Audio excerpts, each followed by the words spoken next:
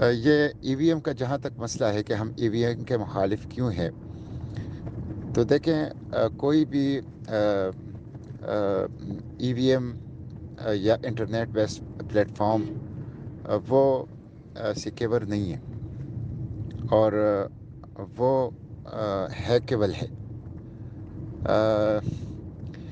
پھر ہمارے جیسے ملک میں جہاں ٹیکنالوجی بہت کمزور ہے، اور ہماری پارلیمنٹ میں تقریباً 350 ارکان ہیں قومی اسمبلی میں، اور وہاں جو ڈیجیٹل ووٹنگ کا سسٹم لگا ہے اراکین اسمبلی کے لیے، میں نے کم از کم 4 سال میں تو اس کو فنکشنل نہیں دیکھا، وہ صرف ایک ڈیکوریشن پیس کے طور پہ لگا ہے۔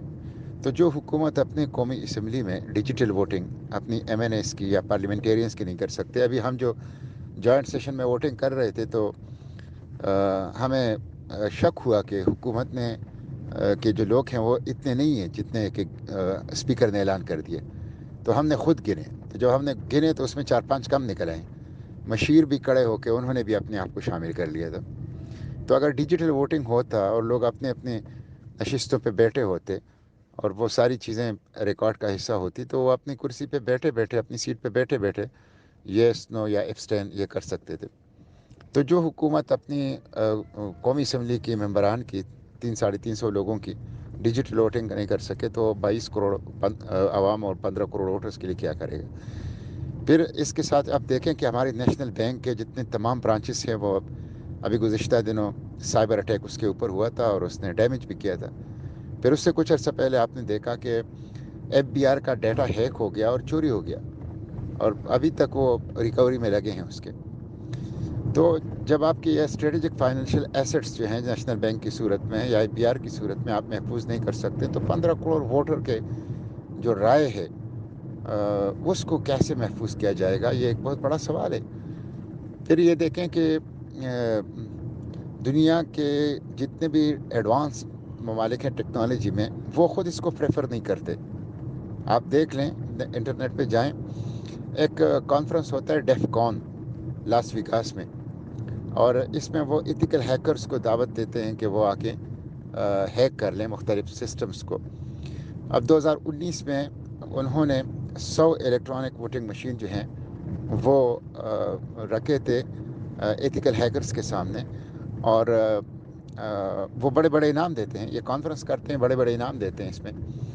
تو اور وہ الیکٹرانک ووٹنگ مشین تھے جس کو مختلف امریکن اداروں نے سرٹیفائڈ کیا تھا، یعنی وہ کوئی پاکستان کے بنے ہوئے نہیں تھے، اور ایک ایک کر کے سب کو انہوں نے ہیک کر لیا۔ تو there is know such thing انہیکیبل۔ یہ اس لیے سیف نہیں ہے، پاکستان میں تو بالکل سیف نہیں ہے۔ تو جہاں یہ صورتحال ہو وہاں پہ آپ جو ہیں وہ کیسے اس کو وہ کر لیں گے؟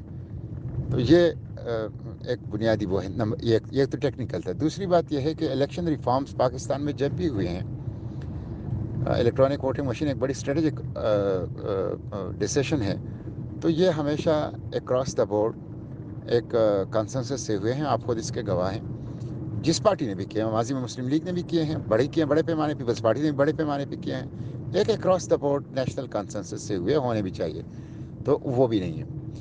میں نے جو امینڈمنٹ پیش کی تھی وہ ای وی ایم کے مخالفت میں نہیں تھی، میں نے امینڈمنٹ یہ پیش کی تھی کہ election commission shall procure the electronic voting machine, اور اس میں نے کہا تھا کہ یہ مشروط ہوگا with meaningful dialogue of the all parliamentary parties leadership۔ تو میں نے اس کو مشروط کر دیا تھا کہ میننگ فل ڈائلاگ اس کے ساتھ ہو۔ میننگ فل ڈائلاگ کو سپریم کورٹ آف پاکستان نے ڈیفائن کیا ہے کہ اس کا مطلب کیا ہے، تو میں نے مخالفت نہیں کی ہے، میں نے تو امینڈمنٹ میں اس کو میننگ فل ڈائلاگ کے ساتھ مشروط کر لیا تھا۔ تو دوسری بات یہ، تیسری بات یہ ہے کہ بیسیکلی یہ مینڈیٹ ہے الیکشن کمیشن آف پاکستان کا، اور آپ الیکشن کمیشن آف پاکستان کے مینڈیٹ کو لے رہے ہیں، جس الیکشن کمیشن نے اس پورے الیکشن پروسیس کو کنڈکٹ کرنا ہے۔ وہ خود کہتے ہیں کہ مجھے شدید تحفظات ہیں، اعتراضات ہیں اس الیکٹرانک ووٹنگ مشین سے. تو جس ادارے نے الیکشن کنڈکٹ کر دیں وہ خود کہتا ہے کہ میں اس کو غلط سمجھتا ہوں, اس کو نہیں مانتا. تو یہ ایشوز ہیں جس کی وجہ سے ہم نے الیکٹرانک ووٹنگ مشین کی مخالفت کی تھی. ابھی تک اس کو پراپر ڈسپلے نہیں ہوا. اسٹینڈنگ کمیٹی میں انہوں نے فافین کو کچھ اس طرح سائبر سیکیورٹی کے ایکسپرٹس کو, الیکشن کمیشن آف پاکستان کو, حکومت کو, سب کو بلایا تھا, اور اسی اجلاس میں حکومت اپنی کیس کا ڈیفینس نہیں کر سکی, اور اسی کہ انہوں نے الیکشن کمیشن کو گالیاں دی دونوں وزراء نے. ظاہر ہے جب ان کے پاس دلیل نہیں تھی تو گالیوں پہ اترا الیکشن کمیشن کو, فواد چودھری نے بھی اور اعظم سواتی نے بھی. تو اسٹینڈنگ کمیٹی نے اس کو ریجیکٹ کر لیا.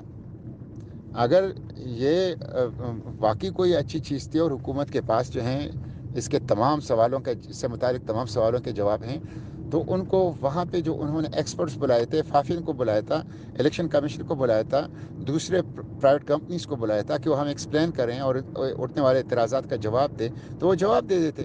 جواب تو نہیں دیا انہوں نے, الیکشن کمیشن کو گالیاں دی. اس لیے اسٹینڈنگ کمیٹی نے تو اس کو ریجیکٹ کر لیا تھا. تو یہ ساری ایشوز ہیں جس کی وجہ سے ہم ای وی ایم کو مخالفت کرتے ہیں. اور آر ٹی ایس جو ہیں وہ ایک سسٹم تھا 2018 میں, سب کو پتہ ہے کہ آر ٹی ایس بیٹھ گیا, اور اس کی وجہ سے جو کچھ ہوا وہ آپ سب کے سامنے ہے. تو جو آر ٹی ایس کو پراپر طریقے سے فنکشنل نہیں کر سکے, اور جس سے پورا کا پورا الیکشن جو ہے وہ ایک طرح سے سیبوٹیج ہو گیا.